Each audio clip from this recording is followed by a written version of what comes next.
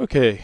Um, so yeah, a couple things. One, expectations for 3.18, Sentinel League, and then a quick update on where I'm looking for my league start planning, and kind of like where things do and don't work around that the concept, because I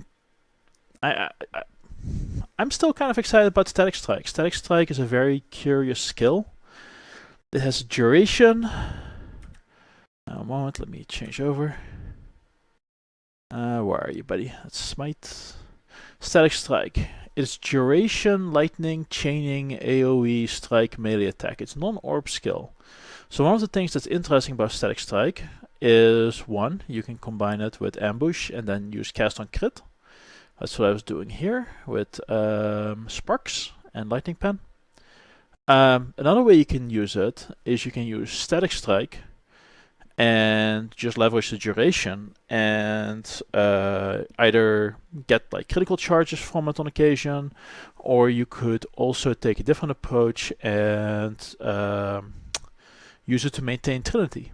Right? So effectively you're running two skills, one for Static Strike for the lightning part of Trinity, and then you use like some other ability, fire ability or cold ability for the Trinity part on the cold side, and between the two of them you're good. And again, like lots of duration synergy there. There's also Smite, which has duration synergy and has good interactions. And that was kind of what I was trying with this character. We're currently level 52. I think our zone is 52 as well. And it's not working as well as I want. So I think that I'm a little bit too greedy in the way I set it up. So pop flasks, hit Q, W, E, and we have lots of little orbs going everywhere. I mean, it's fine against whites. Against yellows, like your damage is just too distributed, and it's too hard to scale. And part of the reason for that is the pathing. We are pathing over here for some movement speed, life, more life, some int, some mana, int, and strength, and then we pick up these duration nodes, and then hop over into this cluster, which is awesome. Not exactly keen on the way that this works out. I think I'm better off going with more of a melee-centric approach until I can at least negate the mana cost aspect of like trying to have a Cyclone with a spell while also having a Static Strike with a different spell, with cast on channeling, cast on crit, and with the combination having quite a bit. It's also inconvenient to get your crit high enough this early on. You need 300% increased critical strike. We get 105 from our diamond flask, or 110 because we have this node over here. Then we get a little bit of crit here, 24. And we got some crit here, 30. And then we have crit from precision, 42. So we are at 100. The 3 plus precision is another 100, so we're 200% crit. We're shy a bit. And that just means that on occasion your ambush doesn't crit. If your ambush doesn't crit, it's inconvenient. You don't get as many effects. It's frustrating. So I think you have to wait for this until you're a little bit higher level. Up until that point, we'll look at a different tree in a moment, which will be focused on the actual damaging aspect. As far as for the league, Sentinel, I imagine that will be escorting a little robot similar to like the Act 6 when you have to escort the two pillars. You also see it sometimes in the Labyrinth. And they'll probably have like some new interaction abilities like stealth for enemies, so that when they're not in your light radius they're immune or something like that. So kind of bringing like, stealth-ish gameplay into the game. Not outside of the realm of possibilities. We'll see how it works. But if I figure that that's where they're going, then I'll be pleasantly surprised. Anyway, so this was the original plan. Let's take a quick look at where I'm looking at Now that I've actually run a test and realized that what I'm doing is not great. Aha, it worked. Okay, a couple things that changed. First of all, we're starting with more damage nodes. We're going to pop down to Primal Spirit for the stats. We're immediately picking up one with Nature, and then we're going to go to Winter Spirit for 40% conversion. So what we're going to be doing is we're going to focus much more on Trinity. From a skills perspective, we'll be running Ambush and Static Strike, but Static Strike will be like Trinity, Elemental Damage attacks, Ice Bite. We'll be running a Herald of Ice because we'll be shattering a lot. We'll have a lot of frenzy charges as we're going to the acts. That should be quite convenient. And we're using Molten Strike with Trinity as well. And the thing we're doing with Molten Strike is just get more damage from our spells. Then we have Smite because it's effectively bad as far as melee classes are concerned. And because for scaling duration, we still have that part. So let's go back to the tree. After we pick up this cluster over here, which is pretty good damage, might skip out on the movement speed depending on how things play out. We're going to go pick up the duration, pick up the Ash, Frost, and Storm. We're picking up about 100% increased effect of ailments, so that should offer some good opportunities. Pick up this cluster here, lots of AoE synergies, and then we can pick up Discipline Training because it's really good. Holy Dominion, Divine Favor. Lots of resists on the basic tree, which makes gearing always much more easy. And then we go to Divine Judgment. At this point, we have 91 points. This is level 68. And we have 11% movement speed. This is 3, 6, and then effectively 5 from here because you ignore the armor penalties. So 14% movement speed, pretty good. Mage Bane is probably not worth it until you get into the maps part. We have reflexes for some additional evasion. Yeah, this should be pretty smooth leveling, and you have a lot of sustained damage. From a skills perspective, Static Strike, if you find out you don't need the extra damage, right, then you can always remove elemental damage attacks and maybe put in chain. That would be one way of going. But it will allow you to build out this tree. After you build out this tree, you can go cast on crit. You have access to a lot of mana. You have a mana wheel here, a mana wheel here, a mana wheel here, a mana wheel here, a mana wheel here, and then mana over here. So massive amounts of access to increased mana, and you also are pretty close to the agnostic. So we could use Laviana's Spirit, which makes your spells free and gives you a bunch of mana, plus the agnostic, plus Righteous Fire, so that you always get rid of your mana, and you effectively can cast as much as you want. Cast speed is no longer an issue. Mana Bond would be an option, as it could have a very high single target damage, but it really depends on whether or not we care about single target damage this league, or if we really want more of a clear ability. If you want to go Spark, you're picking up a Jewel Socket pretty easily. There's 2 of them that are just on the way. And what you can do is you can take the Jewel from Act 5. One moment, let me switch over real quick and show that thing off. Because although it's not really worth it in normal gameplay, it probably is worth it for League start. This is just a solo self-found character I started to play around with and did a respec. I started this character actually with going the Chaos bow skills and using duration for damage scaling. I think that just going with a Trinity setup is just easier and faster. Anyway, Poacher's Aim. Projectiles pierce an additional target. Pretty good if you're planning to go the Spark cast on crit route. But yeah, that's kind of where I'm at. Looking forward to next league. I think that this tree is what I enjoy.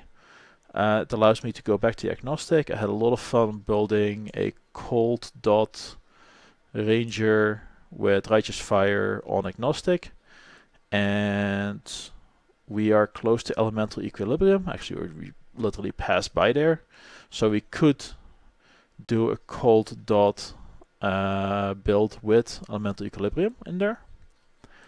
We have the duration nodes. We possibly could leverage static strike as a way to trigger elemental equilibrium for cold dot skills. That's one of the ways to go about it. We'll see where things end up. So lots of opportunities as to how to go about it. Now the cold dot thing, it's really good in Delve because you have these fights that are relatively stationary. If you have large AoEs, well, you know, with cold dots in Delve and you just have things spawn into a cold dot and die in a cold dot. It's pretty convenient. If it's more mobile, where we're like escorting a little robot around the map, cold dot is not very mobile as far as escorting is concerned. But you might be able to do more with the agnostic and righteous fire in that case, as if things are running towards you. So yeah, this is kind of what I did as a practice run. I think it's too early to switch to the what's that thing called? The cast on crit.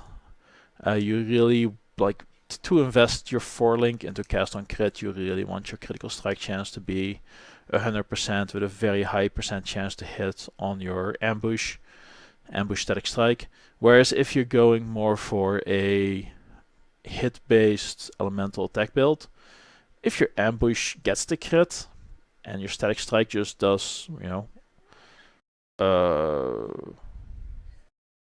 3.5 times the damage, something like that, awesome. If not, awesome.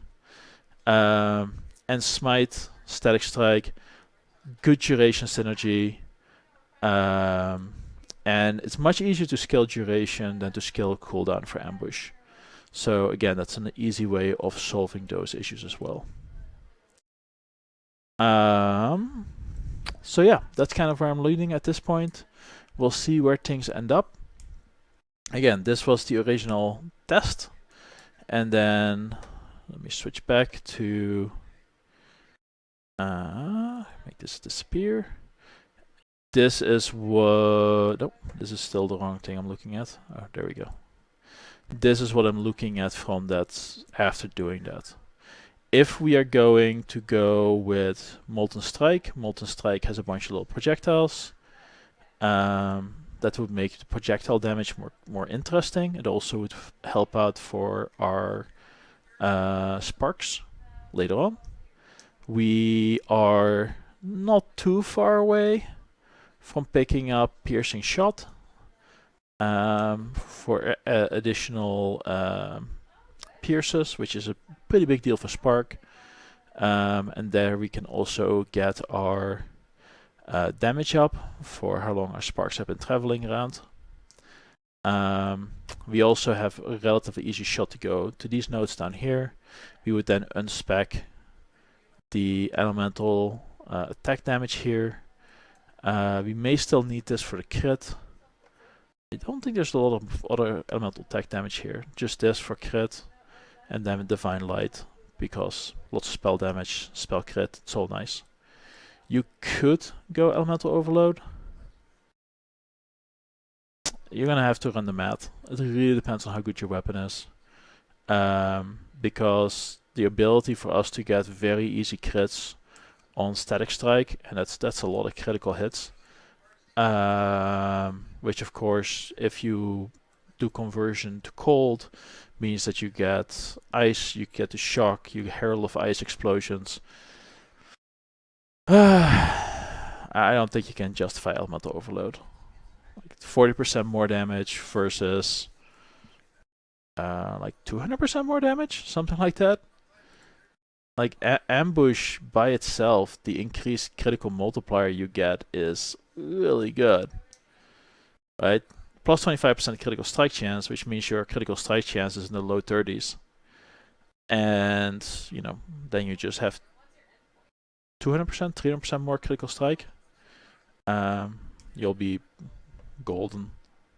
I guess you only need 200% more critical strike chance if it's in the low 30s, if you can get to 33%. But the 130% increased critical strike multiplier, I think you get a 50% base. So that's 2.8 times the damage. That's some good hits for clear if you don't take elemental overload. There is something to be said for trying to go for one of the lightning masteries, and this is a little bit frustrating. So there's a lightning mastery wheel here, which is cast speed. Ew. But it's pretty close. But it's a lot of travel nodes that don't get you anything because elemental overload isn't that sexy. There is a lightning mastery here, which is way more travel. And then there's one over here. These are super inconvenient, and the one down here are very inconveniently located for what we're playing. But getting the additional chain for static strike would be amazing. Right? Non-projectiles chaining skills chain plus 1 time for static strike. I mean, it would give really good clear. It would also give the reach of static strike much further because the chains don't have to be in your original area of effect. So there's something to be said for that as well. Anyway, that's about it. I have no idea how much time I'm going to have in the next week or so to put something else together. But I figure I at least put something up as to where I'm leaning, how I figured out which way I'm going. And yeah, the only thing I know is I want to figure out a way to create this pathing. I'm pretty sure I'll be using duration bits. I'll probably do something with mana just because this pathing gives me access to insane amounts of mana. Like 1, 2, 3, 4, 5, 6, 7 clusters. Maybe 8, depending on how you count this guy. And yeah, I'll probably initially go Mind Over Matter, Agnostic, Righteous Fire, and Laviana's Spirit, which makes my spells free.